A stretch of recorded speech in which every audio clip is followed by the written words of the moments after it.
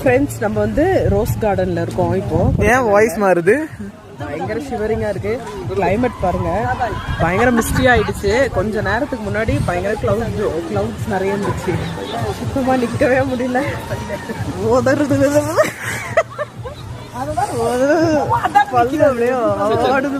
பேசவே முடியல, அந்த மாதிரி இருக்கு.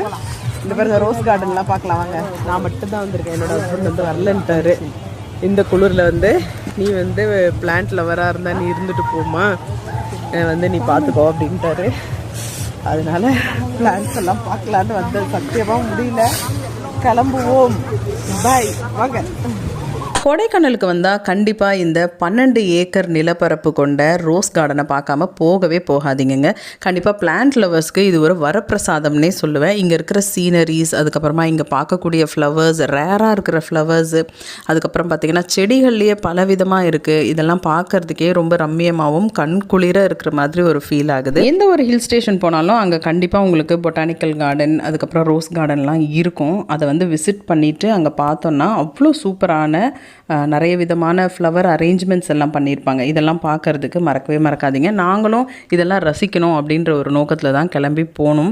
பட் பார்த்திங்கன்னா கிளைமேட் வந்து வேறு லெவலாக கூல் ஆகிடுச்சு. யாருமே வந்து டீ கடை விட்டு வெளியில் வரலன்னே சொல்லலாம். அங்கே ஒரு சின்னதாக ஒரு டீ ஸ்டால் இருந்துச்சு, அதுக்குள்ளே தான் நாங்கள் உட்காந்துருந்தோம். அதுக்கப்புறமா சரி வீடியோஸ் எடுக்கலாம் அப்படின்னு சொல்லி தான் வெளியில் வர ஆரம்பித்தோம். பார்த்தா அவ்வளோ குளிர் இருந்துச்சு. ரொம்ப ரொம்ப நல்ல அரேஞ்ச்மெண்ட்ஸ் எல்லாம் பண்ணியிருந்தாங்க.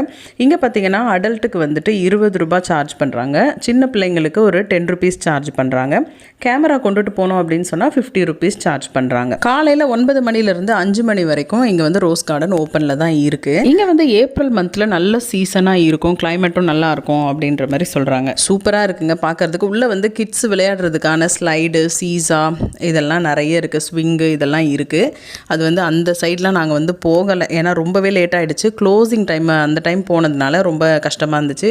கிட்டத்தட்ட 1 லட்சம் வரைக்கும் இங்கே வந்து பிளான்ட்ஸ் இருக்கிறதா சொல்லப்படுது. சில இடங்களுக்கு போனால் தான் சில ஞாபகங்கள் நம்மளுக்கு வரும் அப்படின்ற மாதிரி ஒரு ஃபீலு. எனக்கு இங்கே போன உடனே என்னுடைய பிஎஸ்சி, எம்எஸ்சி இதெல்லாம் வந்து ஞாபகம் வந்து இருந்தது. எங்கள் ராணி மேம் வந்து ஞாபகத்தில் வந்துட்டாங்க. நான் வந்து என் ஹஸ்பண்ட்டை சொல்லிகிட்டே வந்தேன், எங்கே இந்த செடி பேர் என்ன, இதோட பொட்டானிக்கல் நேம் என்ன, இதெல்லாம் கேட்டுகிட்டே இருப்பாங்க. ராணி மேம் வந்து இங்கே வந்திருந்தாங்கன்னா நான் ரொம்ப மிஸ் பண்ணுறேன், அவங்க ஞாபகமாகவே இருக்குன்னெலாம் சொல்லிட்டு வந்திருந்தேன். அந்தளவுக்கு ஒரு ஃபீல் கொடுத்துச்சு. கண்டிப்பாக கொடைக்கானல் வந்தீங்கன்னா இந்த ரோஸ் கார்டனை மிஸ் பண்ணிடாதீங்க. அவ்வளோதான் ஃப்ரெண்ட்ஸ், குளிர் தாங்க முடியல, ஓடி வந்துட்டோம் ரோஸ் கார்டனை விட்டு. வீடியோ பிடிச்சிருந்தா லைக் பண்ணுங்கள். பாய்.